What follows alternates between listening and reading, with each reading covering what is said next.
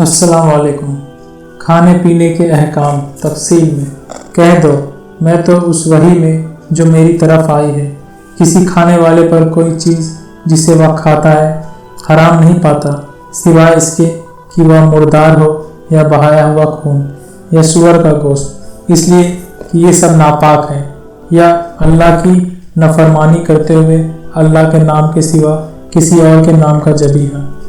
اس پر بھی جو مجبور ہو جائے اس طرح کہ نہ چاہنے والا ہو نہ حد سے بڑھنے والا، تو اس پر کوئی گناہ نہیں، اس لیے کہ اللہ یقیناً بخشنے والا ہے، وہ سراسر رحمت ہے۔ دین ہر پہلو سے انسانی نفس کا تزکیہ چاہتا ہے، اس لیے وہ اس بات پر ہمیشہ زور دیتا ہے کہ باطن یعنی اندرون کی پاکی کے ساتھ کھانے اور پینے کی چیزوں میں بھی ناپاک و پاک کا فرق ہر حال میں دھیان میں رہنا چاہیے۔ سدھائے ہوئے جانوروں کے شکار سے متعلق ایک سوال کے جواب میں اللہ تعالیٰ نے ایک اصول کے طور پر فرمایا ہے کہ اُحِلَّ لَکُمُ الطَّیِّبَاتُ، یعنی تمہارے لیے سب پاکیزہ چیزیں حلال ہیں۔ اس سے یہ بات آپ واضح ہوئی کہ ناپاک اور گندی چیزیں ہر حال میں نشد اور حرام ہیں۔ یہودیوں اور عیسائیوں نے اس معاملے میں غلو کا جو رویہ اختیار کیا، اس کی وجہ سے اللہ تعالیٰ نے رسول اللہ صلی اللہ علیہ وسلم پر انہیں ایمان کی دعوت دیتے ہوئے یہی حقیقت اس طرح بیان فرمائی ہے کہ ان کے لیے پاک چیزوں کو حلال اور ناپاک چیزوں کو حرام ٹھہراتا ہے، اور ان کے وہ بوجھ اتارتا ہے اور بندشیں توڑتا ہے جو اب تک ان پر ہی رہی ہے۔ اس پاک اور ناپاک چیزوں کی کوئی جامع فہرست شریعت میں کبھی پیش نہیں کی گئی۔ اس کی وجہ یہ ہے کہ انسان کی فطرت اس معاملے میں عام طور پر اس کی صحیح رہنمائی کرتی ہے، اور وہ بغیر کسی تردد کے فیصلہ کر لیتا ہے کہ کیا چیز پاک ہے اور کیا ناپاک۔ وہ ہمیشہ سے جانتا ہے کہ شیر، چیتے، ہاتھی، چیل، کوے، گدھ، عقاب، سانپ، بچھو اور خود انسان کوئی کھانے کی چیز نہیں ہے۔ اسے معلوم ہے کہ گھوڑے اور گدھے دسترخوان کی لذت کے لیے نہیں ہیں، سواری کے لیے پیدا کیے گئے ہیں۔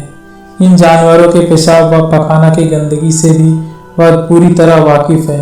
نشہ پیدا کرنے والی چیزوں کی گندگی کو سمجھنے میں بھی اس کی عقل عام طور پر صحیح نتیجے پر پہنچتی ہے۔ چنانچہ خدا کی شریعت نے اس معاملے میں انسان کو اصلاً اس کی فطرت ہی کی رہنمائی پر چھوڑ دیا ہے۔ حدیثوں میں نبی صلی اللہ علیہ وسلم نے کچلی والے درندوں، چنگار والے پرندوں اور جلالہ اور پالتو گدھے وغیرہ کا گوشت کھانے سے جو منع فرمایا ہے وہ اسی فطرت کا بیان ہے۔ شراب پر پابندی سے متعلق قرآن کا حکم بھی اسی قسم سے ہے۔ لوگوں نے جب قرآن ہونے کے زمانے میں اس سے متعلق کچھ فائدوں کی وجہ سے بار بار پوچھا تو اللہ تعالیٰ نے فرمایا ہے کہ اس کا گناہ ان فائدوں سے زیادہ ہے۔ پھر سورہ المائدہ میں یہ حقیقت واضح کر دی کہ یہ شیطان کی گندگی ہے جس سے ہر صاحب ایمان کو بچنا چاہیے۔ اے ایمان والو، یا شراب اور جوا اور تھان اور قسمت کے تیر سب گندے شیطانی کام ہیں، اس لیے ان سے الگ رہو تاکہ تم کامیاب ہو جاؤ۔ یہ سب فطرت کا بیان ہی ہے۔ اس میں شک نہیں کہ انسان کی یہ فطرت کبھی کبھی مشق ہو جاتی ہے، لیکن دنیا میں انسانوں کی عادتوں کا ادھین بتاتا ہے کہ ان کی ایک بڑی تعداد اس معاملے میں عام طور پر غلطی نہیں کرتی۔ چنانچہ شریعت نے اس طرح کی کسی چیز کو اپنا موضوع نہیں بنایا ہے۔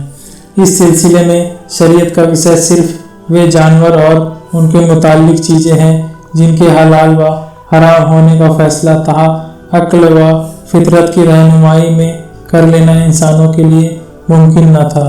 سور انعام کی قسم کے جانور میں سے ہے، لیکن وہ درندوں کی طرح گوشت بھی کھاتا ہے۔ پھر اسے کیا کھانے کا جانور سمجھا جائے یا نہ کھانے کا؟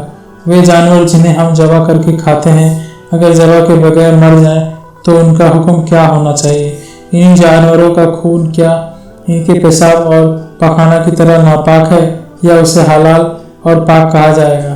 یا اگر اللہ کے سوا کسی اور کے نام پر ذبح کر دیے جائے تو کیا پھر بھی حلال ہی رہیں گے؟ ان سوالوں کا کوئی واضح اور قطعی جواب چونکہ انسان کے لیے دینا مشکل تھا، اس لیے اللہ تعالیٰ نے اپنے نبیوں کے ذریعے سے اسے بتایا کہ سور، خون، مردار اور خدا کے سوا کسی اور کے نام پر ذبح کیے گئے جانور بھی کھانے کے لیے پاک نہیں ہیں، اور انسان کو उनसे परहेज करना चाहिए। इस मामले में शरीयत का विषय असल में 4 ही चीजें हैं। कुरान ने इसी वजह से किसी जगह कुल्ला अजिद बिमा युहिल्ला और बाद जगह इन्नामा के शब्दों के पूरे हस्र के साथ फरमाया है कि अल्लाह ताला ने सिर्फ यही 4 चीजें हराम करार दी। सूरह अल-अनम की आयत हमने ऊपर नकल कर दी है। शब्दों की मामूली तब्दीली के साथ यही हुक्म सूरह अल-बकरा की आयत 173-74 और सूरह अन-नहल की आयत 15 में भी बयान हुआ है। फिर सूरह अल-माइदा में अल्लाह ताला ने इसके कुछ पहलुओं की वजाहत फरमाई है। इसमें पहली चीज मुर्दार है। इसके बारे में यह शक कुछ जहनों में पैदा हो सकता था कि फितरी मौत से मरे हुए और आकस्मिक हादसों से मरे हुए जानवर में क्या कुछ फर्क किया जाएगा या दोनों बराबर मुर्दार करार पाएंगे। कुरान ने जवाब दिया है कि दोनों का हुक्म एक ही है। इसी तरह किसी दरिंदे का फाड़ा हुआ जानवर भी मुर्दार है, सिवाय यह कि उसे जिंदा पाकर ज़बह कर लिया गया हो। इरशाद फरमाया है कि तुम पर मुर्दार और खून और सुअर का गोश्त और कैरुल्ला के नाम का ज़बीहा हराम ठहराया गया है, और इसी के तहत वे जानवर भी जो गला घुटने से मरा हो, जो चोट से मरा हो, जो ऊपर से गिरकर मरा हो, जो सींग लगकर मरा हो, जिसे किसी दरिंदे ने फाड़ कर खाया हो, सिवाय उसके जिसे तुमने जिंदा पाकर ज़बह कर लिया। मुर्दार का शब्द इन अहकाम में उर्फ व आदत की रियायत से इस्तेमाल हुआ है। इसमें शक नहीं कि अरबी ज़बान में इसका एक लुग़वी मफ़हूम भी है, लेकिन यह जब इस रियायत से बोला जाए तो उर्दू के शब्द मुर्दार की तरह इसके माने हर मुर्दा चीज के नहीं होते। इस सूरत में एक किस्म की तखसीस इस शब्द के मफ़हूम में पैदा हो जाती है और ज़बान के उसलूबों से वाकिफ कोई शख्स मिसाल के तौर पर मुर्दा टिड्डी और मुर्दा मछली को इसमें शामिल नहीं समझता। लुगत के इमाम जमखशरी लिखते हैं, कुरान में मैतुन शब्द उर्फ व आदत के एतबार से इस्तेमाल हुआ है। क्या तुम नहीं देखते जब कोई कहने वाला कहता है फला ने मुर्दार खाया, तो हमारा ख्याल कभी मछली और टिड्डी की तरफ नहीं जाता। जिस तरह अगर उसने कहा होता फला शख्स ने खून खा लिया, तो जहन कभी जिगर और तिल्ली की तरफ मुंतकिल ना होता। चुनाचे उर्फ व आदत ही बिना पर फकीहों ने कहा है कि जिसने कसम खाई कि वह गोश्त नहीं खाएगा, फिर उसने मछली खा ली तो उसकी कसम नहीं टूटेगी, हालांकि उसने हकीकत में गोश्त ही खाया है। समुंदर के बारे में नबी सल्लल्लाहु अलैहि वसल्लम ने इरशाद किया है कि हु अल तहुर महु अल हिल मयादतु, यानी कि उसका पानी पाक और उसका मुर्दार भी हलाल है, भी इसी तखसीस के साथ है, और इसमें मुर्दार से मुराद मुर्दा मछली और इस तरह की कुछ दूसरी चीजें ही हैं जिनके लिए मुर्दार शब्द लुगत के एतबार से तो बोला जा सकता है, लेकिन उर्फ व आदत की रियायत में से उन्हें मैतुन नहीं कह सकते। सूरह अल-माइदा की जो आयत हमने ऊपर नकल की है, उसमें मैतुन की तफसील के बाद यह बात वाज़ेह होती है कि यह सिर्फ तज़किया ही है, जिससे किसी जानवर की मौत अगर हो जाए तो वह मुर्दार नहीं होता। तज़किया अंबिया अलैहिस्सलाम के कायम की हुई सुन्नत है, और परिभाषा के तौर पर जिस मफ़हूम के लिए बोला जाता है वह यह है कि किसी तेज चीज़ से जानवर को जख्मी कर उसका खून इस तरह बहा दिया जाए कि उसकी मौत खून बह जाने ही की वजह से हो। जानवर को मारने की यही सूरत है जिसमें उसका गोश्त खून की गंदगी से पूरी तरह पाक हो जाता है। इसका असल तरीका जबा या नहर है। जबा गाय, बकरी और इस जैसे जानवरों के लिए खास है, और नहर ऊंट और इस जैसे जानवरों के लिए। जबा से मुराद यह है कि किसी तेज चीज से हुल्कुम और ग्रास नली यानी गीजा की नाली या हुल्कुम और गर्दन के रगों को काट दिया जाए, और नहर यह है कि जानवर के हुल्कुम में नेजे जैसी कोई तेज चीज इस तरह चुभोई जाए जिससे खून का फवारा छूटे और खून बह बहकर जानवर आखिरकार बेदम होकर गिर जाए। इस तरीके पर अमल करना अगर किसी वक्त मुमकिन ना हो तो क्या किया जाए? रसूलुल्लाह सल्लल्लाहु अलैहि वसल्लम ने इसी सवाल का यह जवाब दिया कि किसी भी चीज से इस तरह का जख्म लगा देना इस सूरत में काफी है जिससे सारा खून बह जाए। अदी बिन हातिम रजी अल्लाह अन्हु कहते हैं कि मैंने अर्ज किया, या अल्लाह के रसूल, आप फरमाए कि हम में से कोई अगर अपना शिकार पा ले और उससे पाकर और उसके पास छुरी ना हो तो क्या वह पत्थर या लकड़ी के टुकड़े से जबा कर ले? आप सल्लल्लाहु अलैहि वसल्लम ने फरमाया, जिस चीज़ से चाहो खून बहा दो और उस पर अल्लाह ताला का नाम ले लो। तीर और बंदूक से शिकार करने के जायज़ होने और ना होने का फैसला भी इसी उसूल के मुताबिक किया जाएगा। सिधाया हुआ जानवर अगर शिकार को फाड़ दे तो कुरान मजीद में अल्लाह ताला ने वजाहत फरमाई है कि उसका हुक्म भी यही है। इस तरह का शिकार अगर जिंदा ना भी मिले तो उसे मुर्दा नहीं समझना चाहिए। इरशाद फरमाया है कि वे पूछते हैं उनके लिए क्या चीज़ हलाल ठहराई गई है, कह दो तुम्हारी ये सब पाकीज़ा चीज़ें हलाल हैं और शिकारी जानवरों में से जिनको तुमने उस इल्म में से कुछ सिखाकर सधाया है जो अल्लाह ने तुम्हें सिखाया है, उनका शिकार भी, लिहाजा उसमें से खाओ जो वे तुम्हारे लिए रोक रखे, और जानवर को छोड़ने से पहले उस पर अल्लाह का नाम ले लिया करो और अल्लाह से डरते रहो, बेशक अल्लाह बहुत जल्द हिसाब चुकाने वाला है। सूरह अल माइदा की यह आयत जिस संदर्भ में आई है इससे वाज़ेह है कि इससे ऊपर की आयत में दरिंदे के फाड़े हुए जानवर को चूंकि सिर्फ उस सूरत में जायज़ करार दिया गया है जब उसको जिंदा हालत में ज़बह कर लिया जाए, इसलिए यह सवाल उसके बारे में पैदा हुआ कि सिखाया हुआ जानवर अगर शिकार को फाड़ दे और शिकार ज़बह की नौबत आने से पहले ही दम तोड़ दे तो उसका हुक्म क्या होगा। इस सवाल का जवाब इस आयत में यह दिया गया कि इस तरह के जानवर का उसे फाड़ना ही उसका तज़किया है, यानी उसका ज़बह है, लिहाजा उसे ज़बह किए बगैर खाया जा सकता है, लेकिन इसके लिए यह ज़रूरी है कि वह उसे अपने मालिक के लिए रोक रखे। उसमें से उसने अगर कुछ भी खा लिया तो उसका किया गया हुआ शिकार जायज़ नहीं रहेगा। आयत में यह शर्त मिम्मा अमसकना अलैकुम शब्दों में बयान हुई है। इस मामले में दरिंदे और परिंदे के शिकार के दरमियान फ़र्क करने की भी कोई वजह नहीं है। यह मालूम है कि इस हद तक तरबियत जिस तरह दरिंदे कबूल कर लेते हैं, बाज़ उकाब और शाहीन भी कबूल कर लेते हैं।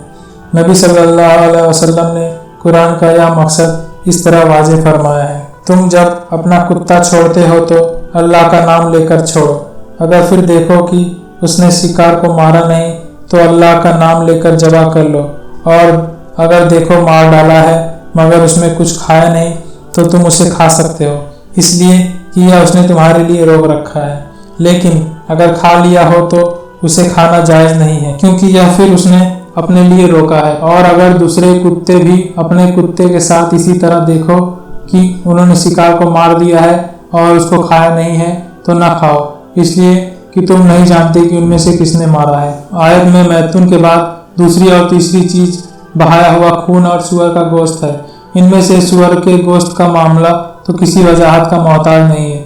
बहाए हुए खून के हराम होने के बारे में यह बात अलबत्ता वाज़ेह रहनी चाहिए कि इसके लिए मशकूहन दमन के जो शब्द असल में आए हैं उनका मफहूम वही है जो आम बोलचाल में इन शब्दों से समझा जाता है। तिल्ली और जिगर के मुतालिक यह बात अगरचे कही जा सकती है कि यह भी दर हकीकत खून ही है, लेकिन जिस तरह की जमखशरी के हवाले से ऊपर हमने बयान किया है, उर्फ का तकाजा है कि इन पर उसको लागू न किया जाए। इसलिए इसी तरह मशकूहन की कैद से मालूम होता है कि रगों में रुका हुआ खून भी हराम होने से इस हुक्म से अलग है। इसके बाद चौथी और आखिरी चीज गैरुल्लाह के नाम का ज़बिया है। कुरान ने सूरह अल अनम की आयतों में वाज़ेह कर दिया है कि उसके हराम होने की वजह खुद जानवर का रिजसुम है, यानी जाहिरी गंदगी नहीं बल्कि ज़बह करने वाले का फिस्क है, अल्लाह पर ईमान ना होना है। गैरुल्लाह के नाम पर ज़बह करना चूंकि एक मुशरिकाना काम है इसलिए उसे फिस्क कहा गया है। यह जाहिर है कि इल्म व अकीदा की नजासत यानी गंदगी है। इसी तरह की गंदगी जिस चीज़ में भी पाई जाए अकल का तकाजा है कि उसका हुक्म यही समझा जाए। कुरान ने सूरह अल माइदा में कुछ चीज़ें इसी उसूल के साथ हराम करार दी है। इरशाद फरमाया है कि और वे जानवर भी हराम हैं जो किसी आस्ताने पर ज़बह किए गए हो, और यह भी कि तुम उनको गोश्त जुए के तीरों से तकसीम करो। ये सब बातें फिस्क है। उस्ताद इमाम अमीन एहसन इस्लाई के तफसीर में लिखते हैं कि वमा दुबी इला अलन नुसूब में नुसूब थान और स्थान को कहते हैं। अरब में ऐसे थान और स्थान बेशुमार थे जहाँ देवियों, देवताओं, भूतों, जिन्नों की खुशनुदी के लिए कुर्बानियाँ की जाती थी। कुरान ने इस किस्म के ज़बीहे भी हराम करार दिए। कुरान के शब्दों से यह बात साफ निकलती है कि महज तकर्रुब यानी नज़दीकी चाहने और खुशनुदी हासिल करने के इरादे से स्थानों पर ज़बह किए जाने ही से ये ज़बीहे हराम हो जाते हैं। इससे बहस नहीं कि इन पर नाम अल्लाह का लिया गया है या किसी गैरुल्लाह का। अगर गैरुल्लाह का नाम लेने के सबब से ये हराम हो जाते हैं तो इनके अलहदा जिक्र करने की जरूरत नहीं। अगर गैरुल्लाह का नाम लेने के सबब से ये हराम हो जाते हैं तो इनके अलहदा जिक्र करने की जरूरत नहीं थी। ऊपर का जिक्र गुजर चुका है, वह काफी था। हमारे नजदीक इसी हुक्म में वे कुर्बानियां भी दाखिल हैं जो मज़ारों और कब्रों पर पेश की जाती हैं। उनमें भी साहिब मज़ार और साहिब कब्र की खुशनुदी हासिल करना मकसद होता है।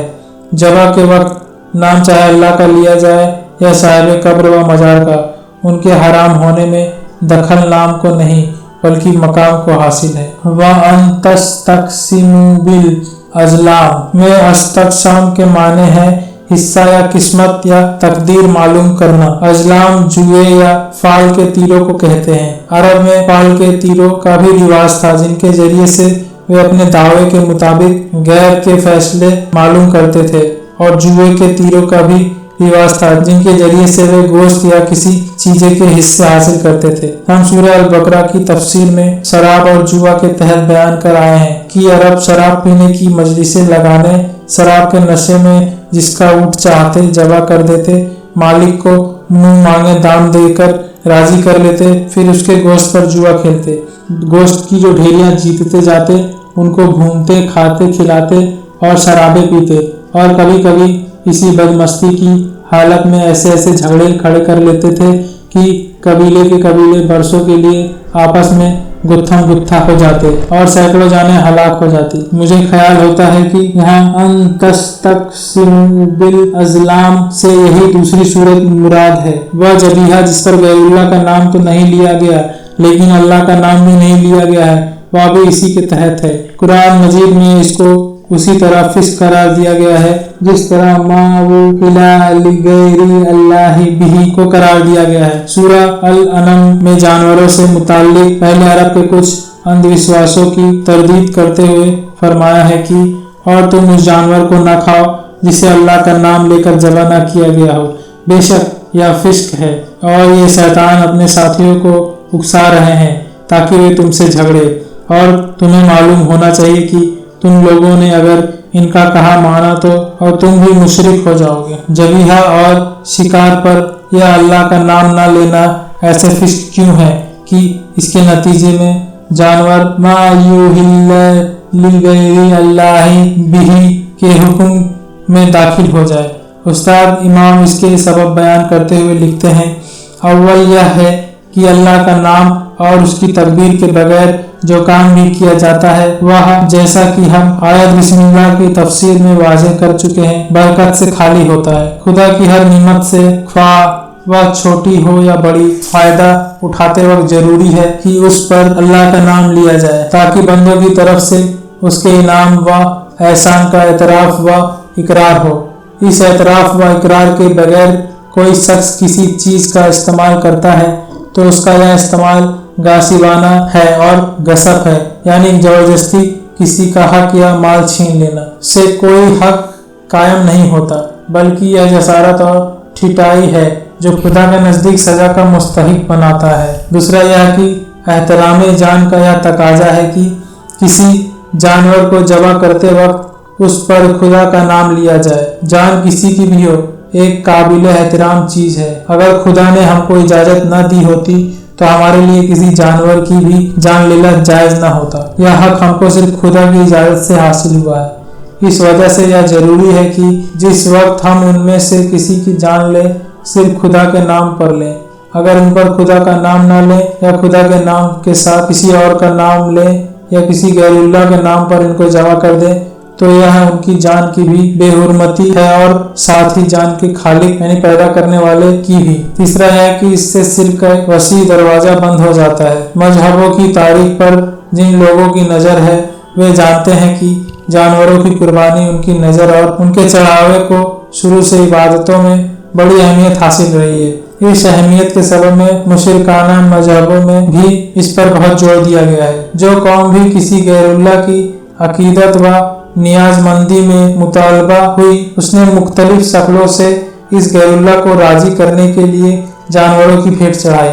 कुरान में शैतान की जिस धमकी के बारे में इंसानों को गुमराह करने के सिलसिले में जिक्र हुआ है, उसमें भी जैसा कि हम इसके मकाम के वाजे कर चुके हैं, इस गुमराही के जरिए का शैतान ने खास तौर पर जिक्र किया है। इस्लाम ने शिर्क के इन तमाम रास्तों को बंद कर देने के लिए जानवरों की जानों पर अल्लाह ताला के नाम का ताला लगा दिया। इसको खुदा के नाम की कुंजी के सिवा किसी और कुंजी से खोलना हराम करार दे दिया गया है। अगर इस कुंजी के बगैर किसी और कुंजी से उसको खोलने या उसको तोड़ने की कोशिश की गई तो यह काम भी नाजायज, और जिस जानवर पर यह नाजायज कोशिश हुई वह जानवर भी हराम है। यही मामला उस जबीहा और शिकार का भी है जिस पर अल्लाह ताला का नाम तो ले लिया, लेकिन नाम लेने वाला अल्लाह ताला को नहीं मानता, या मानता तो है मगर खुदाओं के गिरोह में से सबसे बड़ा खुदा की हैसियत से मानता है और शिर्क ही को असलन अपना दीन करार देता है। जवा करते वक्त शिर्क करने और मुशरिक के जबीहा में जाहिर है कि कोई फर्क नहीं किया जा सकता। कुरान मजीद में इसी बिना पर मुसलमानों के अलावा सिर्फ अहले किताब का जबीहा जायज़ करार दिया है, इसलिए कि वह असलन तौहीद ही के मानने वाले हैं। इरशाद फरमाया है कि अब तुम्हारे लिए सब पाकीज़ा चीज़ें हलाल कर दी गई हैं और अहले किताब का खाना भी तुम्हारे लिए हलाल है और तुम्हारा खाना भी उनके लिए। सिर्फ मजबूरी की हालत में इन हराम चीज़ों से फ़ायदा उठाना जायज़ है, और वह भी गैरा बगिन वला आदिन, यानी इस तरह की आदमी न ख्वाहिशमंद हो न ज़रूरत की हद से आगे बढ़ने वाला हो। सूरह अल-बकरा और सूरह अन-नहल की आयतों में भी यह बात बिल्कुल इन्हीं शब्दों में बयान हुई है। सूरह अल-माइदा में अलबत्ता शब्दों का मामूली फ़र्क है। इरशाद फरमाया है कि फिर जो भूख से मजबूर होकर कोई हराम चीज़ खा ले बगैर इसके कि वह गुनाह की तरफ माइल हो तो अल्लाह बख्शने वाला है, वह सरासर रहमत है। मसद के माने भूख है। भूख से मजबूर होने का मफहूम यह है कि आदमी भूख की ऐसी मुसीबत से गिरफ्तार हो जाए कि मौत या हराम में से किसी एक के इख्तियार करने की सिवा कोई और राह बज़ाहिर खुली हुई बाकी ना रह जाए। ऐसी हालत में इसको इजाज़त है कि हराम चीज़ों में से भी किसी चीज़ से फ़ायदा उठाकर अपनी जान बचा सकता है। इसके साथ गैरा मुताज़ानिफ़िन की कैद इसी मजबून को जाहिर कर रही है जो दूसरी जगह में गैरा बगिन वला आदिन से अदा हुआ है, यानी ना तो दिल से चाहने वाला बने और ना ज़रूरत की हद से आगे बढ़ने वाला। मफासद की कैद से यह बात साफ निकलती है कि जहाँ खाने की दूसरी चीज़ें मौजूद हो वहाँ महज इस उज्र पर कि शराही जबीहा का गोश्त दस्तयाब नहीं, जैसा कि यूरोप और अमेरिका के अक्सर मुल्कों का हाल है। नाजायज को जायज़ बना लेने का हक किसी को नहीं है। गोश्त जिंदगी को बाकी रखने के लिए जरूरी नहीं है। न सिर्फ जिंदगी बल्कि सेहत भी निहायत आला मेयार पर कायम रखी जा सकती है। गैरा मुताज़निफ़िल्लसम की कैद इस हकीकत को जाहिर कर रही है कि रुखसत बहरहाल रुखसत है और हराम हर हाल में हराम है। इस वजह से यह बात किसी के लिए जायज़ नहीं कि वह ज़रूरत की हद से आगे बढ़े। अगर इन पाबंदियों को ध्यान में रखते हुए कोई शख्स किसी हराम से अपनी ज़िंदगी बचा लेगा तो अल्लाह बख्शने वाला है और रहम फरमाने वाला है। अगर इस इजाज़त से फ़ायदा उठाकर अपनी ख्वाहिश की तकमील की राहें खोलेगा तो इसकी जिम्मेदारी खुद उस पर है। यह इजाज़त उसके लिए क़यामत के दिन तक उज्र ख्वाह बनी रहेगी। ये सब चीज़ें जिस तरह की कुरान की इन आयतों के वाज़े है सिर्फ खाने पीने के लिए हराम है, रहे इनके दूसरे इस्तेमाल तो बिल्कुल जायज़ है। किसी साहिब ईमान को इस मामले में हरगिज़ कोई तरद्दुद यानी उलझन नहीं होनी चाहिए। इब्ने अब्बास रजी अल्लाह ताला अन्हु एक रिवायत के मुताबिक यह बात खुद रसूलुल्लाह सल्लल्लाहु अलैहि वसल्लम ने एक मौका पर बयान फरमाई है। सैयदा मैमूना की एक लौंडी को बकरी सदके में दी गई थी, वह मर गई। रसूलुल्लाह सल्लल्लाहु अलैहि वसल्लम का वहां से गुजर हुआ तो आप सल्लल्लाहु अलैहि वसल्लम ने फरमाया, तुमने इसकी खाल क्यों नहीं उतारी कि दबागत के बाद उससे फायदा उठाते। लोगों ने कहा यह तो मुर्दार है। आप सल्लल्लाहु अलैहि वसल्लम ने फरमाया इसका सिर्फ खाना ही हराम है। प्यारे भाइयों, हमारे इस चैनल को सपोर्ट करें और प्यार दें ताकि हम ऐसे कंटेंट और लाते रहें आपके लिए। धन्यवाद, शुक्रिया।